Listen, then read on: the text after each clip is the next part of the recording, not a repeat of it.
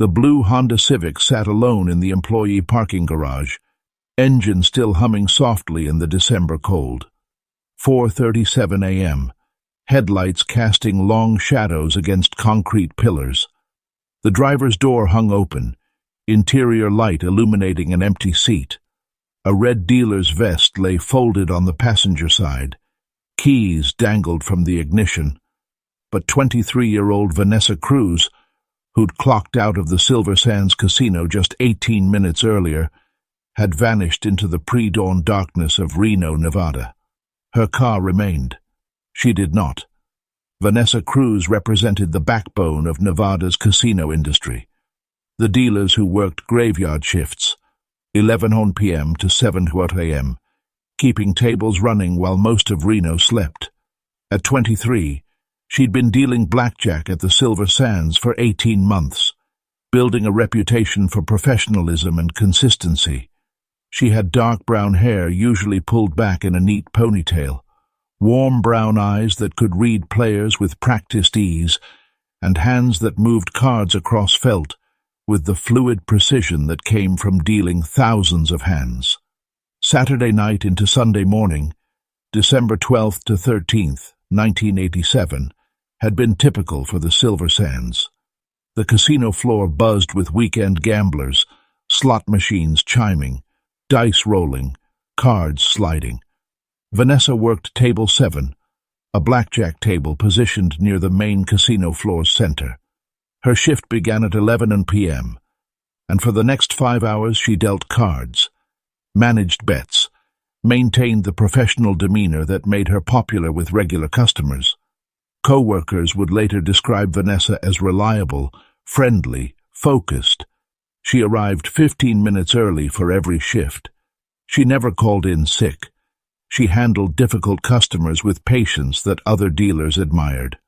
A single mother with a 4-year-old daughter named Maya, Vanessa worked graveyard shifts because the pay differential helped cover childcare and rent on their small apartment in northeast Reno. Her shift ended at 4:00 a.m. Sunday morning. Standard casino procedure required dealers to count their chip trays, reconcile their tables, and complete paperwork before clocking out. Vanessa finished these tasks by 4:13 a.m., her drawer balancing perfectly as it always did. She signed the shift log, exchanged brief goodbyes with arriving morning shift dealers, and retrieved her coat and purse from her employee locker. Security footage from the casino floor, preserved as part of standard protocol, captured Vanessa's final moments inside the Silver Sands. At 4:19 a.m., she pushed through the employee exit door leading to the parking garage, her red dealer's vest visible over her arm, her purse slung over her shoulder. She appeared relaxed, perhaps tired after 5 hours of concentration, but nothing suggested concern or distress. She was simply another casino employee heading home after a long shift. The parking garage served Silver Sands employees exclusively, a 3-level concrete structure adjacent to the main casino building. Vanessa parked on level 2, section C, space 47. She'd parked there for months, close enough to the elevator for convenience, but far enough from the entrance to avoid the premium spots reserved for senior staff. Before we continue with what happened in that parking garage, take a moment to subscribe to Uncovered Crime Archive. This channel explores cold cases where decades passed before technology finally delivered justice. Cases like Vanessa's prove that even when someone vanishes without witnesses, the truth can still emerge through persistence and innovation. Hit that subscribe button and turn on notifications so you never miss these extraordinary stories. Security cameras monitored the parking garage, though coverage was limited compared to the heavily surveilled casino floor. Camera 12, positioned to monitor Section C, recorded in grainy black and white, cycling between multiple zones on a 90-second rotation. The footage showed Vanessa emerging from the stairwell at 4:21 a.m., walking with purpose toward her blue Honda Civic parked in her usual spot. The camera captured her reaching her vehicle at approximately 4:22 a.m., She unlocked the driver's door, opened it, placed her vest on the passenger seat. The footage quality made precise details difficult to discern, but her movements appeared normal, unhurried. Then, at 4:22 and 43 seconds, the camera automatically rotated to monitor a different section of the garage. Standard security protocol. The system cycled through multiple angles to provide comprehensive coverage with limited cameras. 90 seconds later, at 4:24 a.m., camera 12 rotated back to section C. The Honda Civic remained in space, 47, but now the driver's door stood fully open. The interior light glowed. The engine was running, and Vanessa Cruz was gone. No other vehicles moved in the visible portions of the footage. No figures appeared in the frame. The 90-second gap in coverage had swallowed whatever happened, leaving only the abandoned car as evidence that something had gone terribly wrong.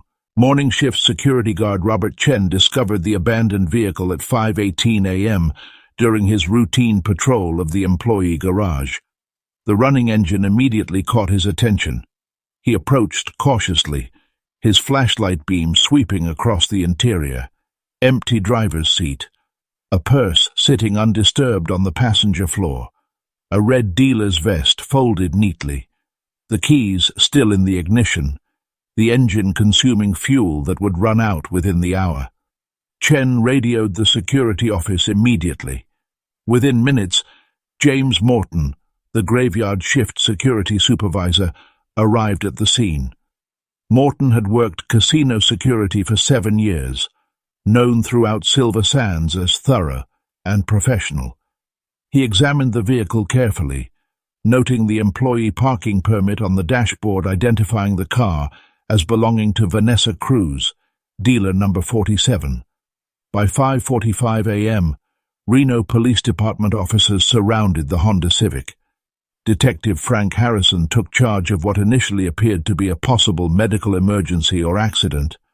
Perhaps Vanessa had felt ill, wandered away confused, collapsed somewhere in the garage. Officers searched every level, checking stairwells and utility areas. They found nothing. Vanessa's apartment was 15 minutes from the casino. Her mother, Rosa Cruz, stayed there overnight watching 4-year-old Maya while Vanessa worked graveyard shifts. Rosa had expected her daughter home by 5 a.m. as usual. When 6 a.m. passed without Vanessa arriving or calling, Rosa's concern escalated to alarm. She called the casino at 6:23 a.m., asking if Vanessa had stayed late. The receptionist transferred her to security, where she learned police were already investigating her daughter's abandoned car. Rosa arrived at the Silver Sands parking garage at 7:15 a.m., her face stricken with terror. Detective Harrison met her in the security office, away from the crime scene that Vanessa's car had officially become. Rosa provided immediate background. Vanessa was a devoted mother, responsible, careful. She'd worked graveyard shifts for over a year, maintaining the same routine. She always called if running late. Always. Her failure to come home could only mean something terrible had happened. Vanessa's background painted a picture of determination and sacrifice. She'd gotten pregnant at 19, and Maya's father had left before the baby was born. Vanessa worked retail during her pregnancy, then cocktail waitressing after Maya arrived, before landing the better-paying dealer position at Silver Sands. She'd completed dealer school, earned her gaming license, built a career in an industry where reliability mattered more than credentials. Co-workers interviewed throughout Sunday morning consistently described Vanessa as professional and pleasant. Pit boss Margaret Chen, who supervised the blackjack tables, called Vanessa one of her most dependable dealers. She'd never had customer complaints, never showed up impaired, never created drama. If anything, Margaret noted, Vanessa had seemed quieter than usual in recent weeks, perhaps preoccupied, but she'd attributed it to the stress of single motherhood and holiday season expenses. James Morton, the security supervisor who'd been first to respond after the discovery, volunteered extensive cooperation with investigators. He provided security footage from the parking garage and casino floor, offered to review all recordings personally for any unusual activity, and expressed genuine distress about what happened to Vanessa. He'd seen her clock out, he told Detective Harrison, had nodded to her as she passed the security office heading toward the parking garage. She'd seemed fine, maybe tired, but normal. The Silver Sands employee parking garage became a crime scene by Sunday afternoon. Evidence technicians processed Vanessa's car, fingerprinting surfaces, collecting hair and fiber samples, documenting everything. The vehicle yielded her purse containing wallet, identification, and her paycheck from the previous week, uncashed. Nothing appeared stolen. Nothing suggested robbery as motive. By Monday, the Reno Police Department had launched a full missing persons investigation. Search teams combed areas surrounding the casino. Divers checked the Truckee River. Volunteers distributed flyers with Vanessa's photograph throughout Reno and neighboring communities. Detective Harrison pursued every available lead through December and into January. Police interviewed dozens of Silver Sands employees, reviewed schedules, examined relationships. They investigated Vanessa's personal life, finding no stalkers, no threatening ex-boyfriends, no disputes that might explain her disappearance. They tracked down regular customers from her blackjack table, eliminating each as potential suspects. The investigation consumed resources, but produced no viable theories. The most frustrating aspect remained the 90-second gap in security footage. Those missing moments held the answer to what happened to Vanessa Cruz, but the technology of 1987 couldn't fill that void. The camera had rotated away at exactly the wrong moment, and whatever occurred in Section C during that interval left no witnesses and no physical evidence beyond the abandoned vehicle. By March 1988, the active investigation phase concluded without finding Vanessa or identifying suspects. Detective Harrison maintained the case as open, but practical reality meant resources shifted to other matters. Without witnesses, without a body, without evidence pointing toward any individual, the investigation could only revisit the same questions that yielded no answers. Rosa Cruz refused to accept this transition. She reduced her hours at the medical clinic where she worked as a receptionist to focus on finding her daughter. She raised Maya alone, the little girl asking when Mommy would come home, Rosa struggling to explain an absence that made no sense. Every December 13th, Rosa stood in the Silver Sands parking garage at the spot where Vanessa's car had been found, holding vigil for her missing daughter. James Morton emerged as one of the family's most consistent supporters. In spring 1988, he organized employee safety training at Silver Sands, implementing new protocols for parking garage security. He added cameras, improved lighting, established buddy systems for employees leaving late-night shifts. The improvements came too late for Vanessa, but Morton framed them as honoring her memory by protecting others. Morton's dedication appeared genuine and touching. He attended Rosa's annual vigils, bringing flowers, expressing continued hope that answers would emerge. He reviewed the security footage periodically, he told the family, watching for details that might have been missed, maintaining vigilance even as years passed. His commitment earned him commendations from casino management and gratitude from Vanessa's family. The 1990s brought changes to Reno's casino industry. Silver Sands underwent renovations, upgraded security systems, modernized operations. Morton's career flourished. He was promoted to Director of Security Operations in 1993, overseeing protection for the entire property. His reputation as thorough and dedicated made him a respected figure in Nevada's gaming security community. If this investigation fascinates you, take a moment to like this video. These cold cases need attention and engagement from viewers who understand that time doesn't erase the need for justice. Your like helps ensure stories like Vanessa's reach people who care. By the early 2000s, Vanessa Cruz had become one of those cases longtime Reno residents vaguely remembered. The dealer who disappeared from the parking garage back in the 80s.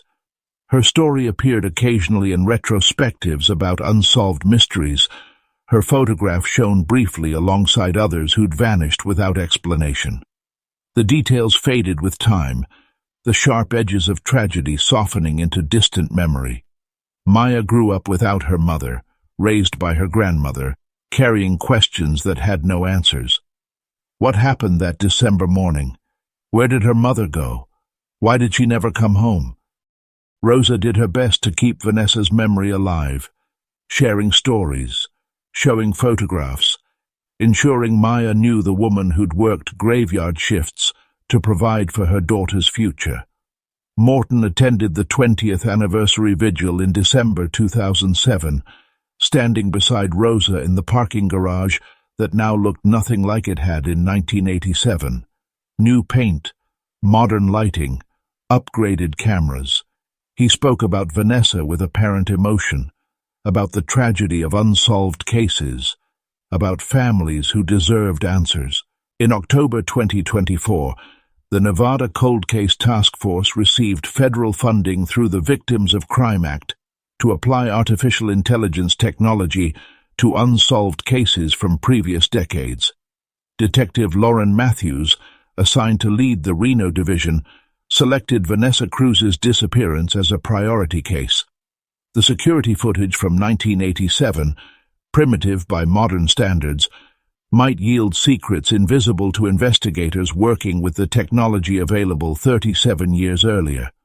The original VHS tapes had been digitized in the early 2000s as part of evidence preservation efforts. Matthews submitted the parking garage footage to Clearview Forensics, a technology company specializing in AI-powered video enhancement. Their proprietary algorithms could extract details from low-quality footage by analyzing pixel patterns, removing noise, and reconstructing images with remarkable clarity. The process took weeks. Senior video analyst Dr. Marcus Chen worked with footage that appeared nearly unwatchable in its original form. The 1987 security cameras had captured images at low resolution in poor lighting conditions. Decades of degradation had further compromised quality. But modern enhancement technology could work miracles with even severely limited source material.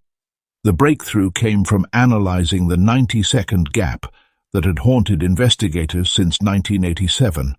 While camera 12 rotated away from section C, it briefly captured the periphery of that area in several frames. The original investigators had noted nothing significant in these frames, dismissing them as too dark and unclear to provide useful information. But AI enhancement revealed what human eyes couldn't detect. Dr. Chen isolated 17 frames showing the extreme edge of section C during the critical period. Frame by frame, the algorithm processed these images, removing visual noise, enhancing contrast, reconstructing details. The results were stunning. In frame 43, a shadow became a figure. In frame 71, that figure resolved into a person moving purposefully through the garage. In frame 92, moments before the camera rotated back to show Vanessa's abandoned car, the enhanced image revealed someone walking away from section C. The figure wore what appeared to be a Silver Sands security uniform. The enhancement couldn't provide facial identification from such distance and angle, but body measurements and gait analysis could narrow possibilities significantly. Detective Matthews requested employment records from Silver Sands, showing which security personnel were on duty December 13, 1987, graveyard shift. 3 security officers had worked that night. 2 were positioned inside the casino monitoring floor operations. Only 1 had responsibility for the parking garage and perimeter areas. James Morton, security supervisor, who'd been first to respond when the abandoned car was discovered. who'd cooperated extensively with the original investigation, who'd spent 37 years supporting Vanessa's family and reviewing footage that apparently showed his own crime. Matthews's team obtained Morton's current driver's license photo and medical records through legal channels. Forensic analysts compared his 2024 measurements to the enhanced 1987 footage, accounting for aging and weight changes. The body proportions, gait characteristics, and movement patterns matched. The figure walking away from Section C in those crucial 90 seconds was James Morton. But video enhancement alone wouldn't secure conviction. Matthews needed to understand motive. Why would a security supervisor murder a casino dealer? The answer emerged as investigators began examining Silver Sands financial records from 1987, looking for anything connecting Morton to Vanessa beyond their employer-employee relationship. Casino operations generated enormous cash flow, and security personnel had access that created opportunities for theft if someone was willing to exploit their position. Matthews requested archived security reports, incident logs, and internal audit documents from 1987. What she discovered transformed the case from unexplained disappearance into calculated murder designed to silence someone who'd uncovered a massive fraud. In November 1987, 1 month before Vanessa disappeared, Silver Sands Casino had experienced unusual discrepancies in its daily revenue reports. Table games showed lower profits than statistical models predicted. Slot machine collections didn't match electronic tracking data. The variations were subtle, carefully calibrated to avoid triggering automatic fraud alerts, but they represented significant money across weeks of operation. The casino's internal audit team had begun preliminary investigation in early December 1987.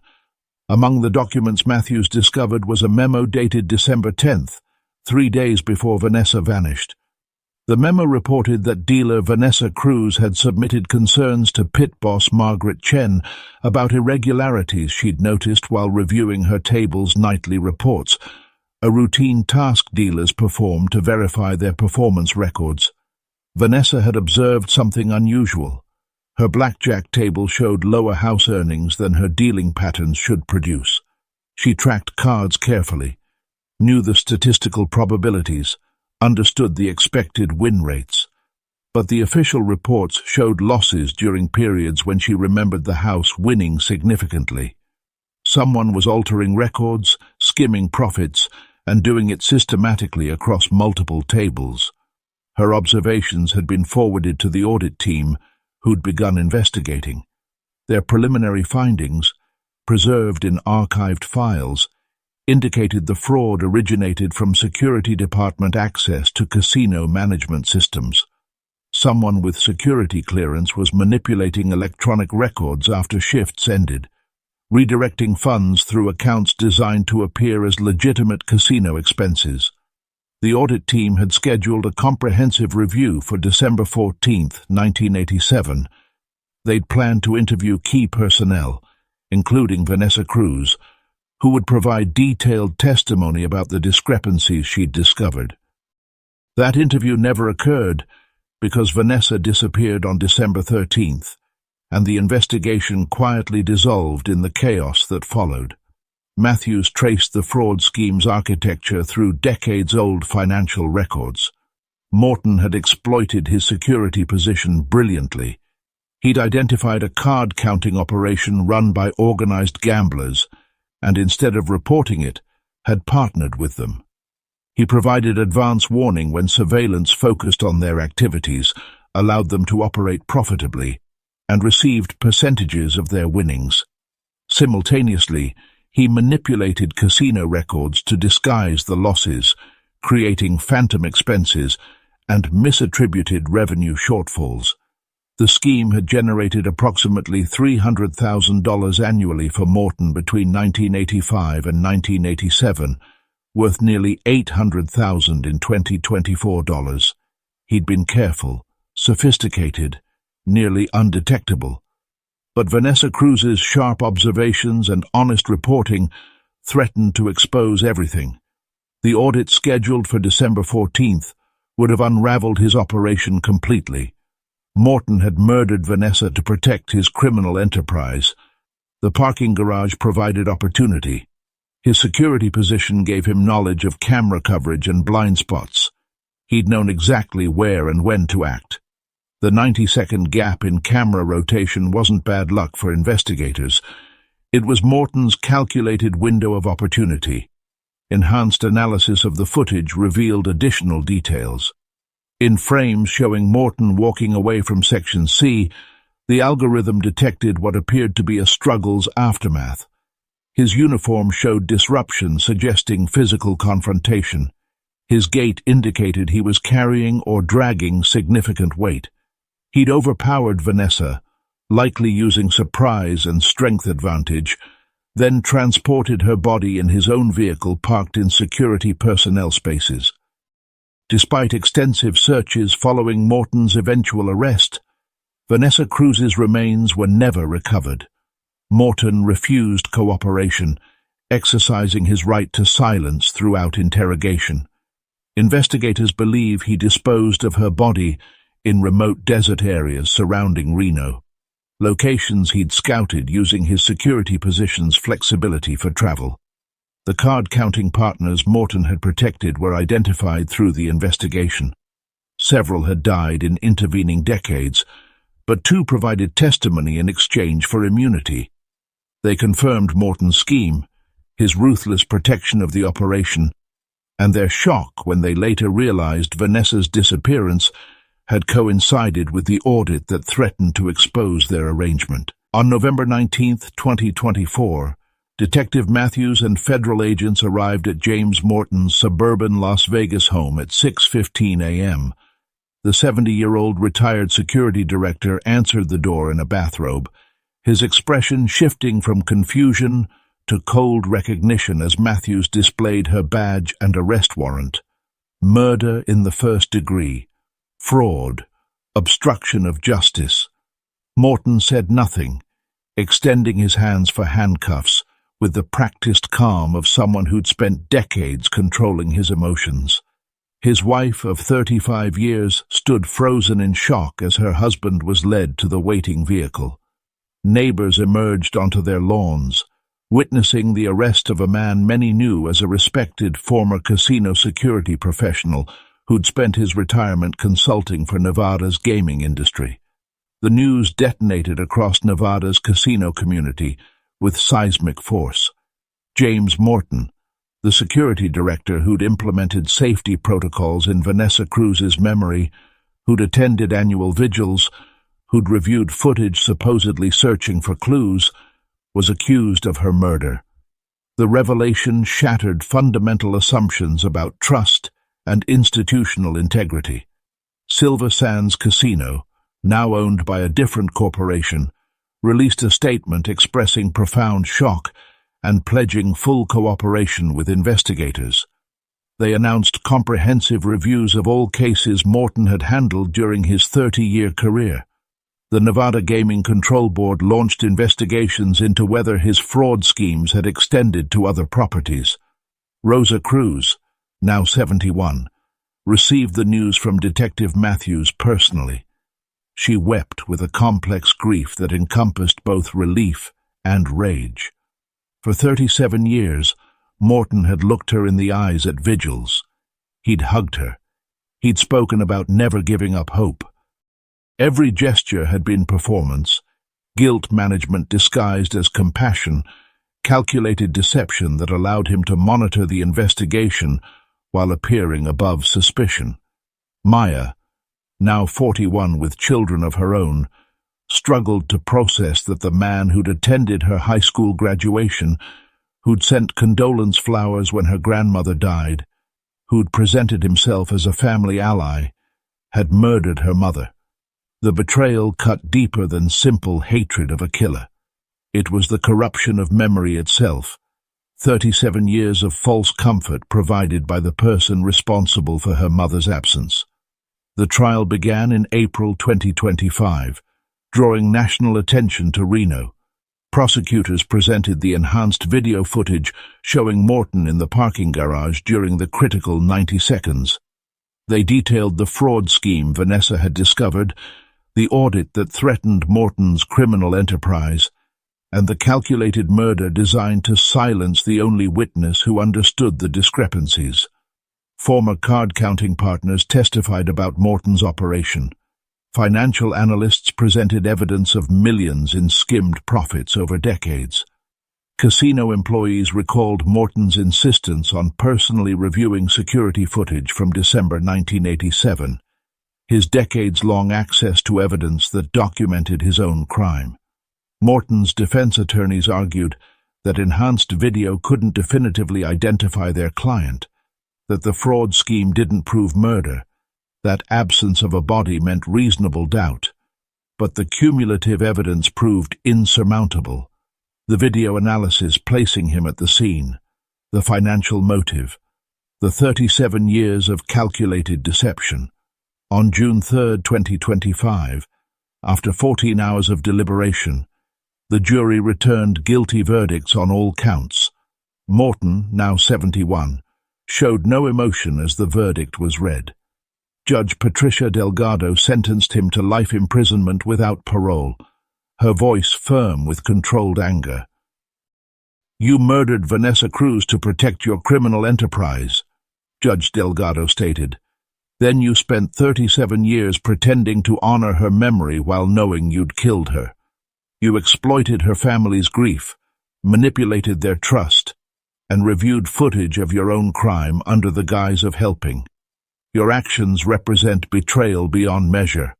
Subscribe to Uncovered Crime Archive to follow cases where justice finally arrives after decades.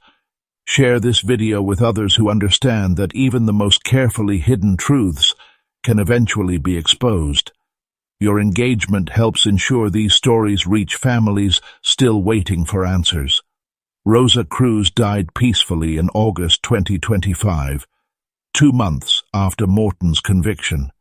Maya continues advocating for gaming industry reforms, her mother's case highlighting how institutional positions can enable predators. Vanessa's story reminds us that the most dangerous criminals often wear uniforms of authority, reviewing their own crimes while claiming to search for truth.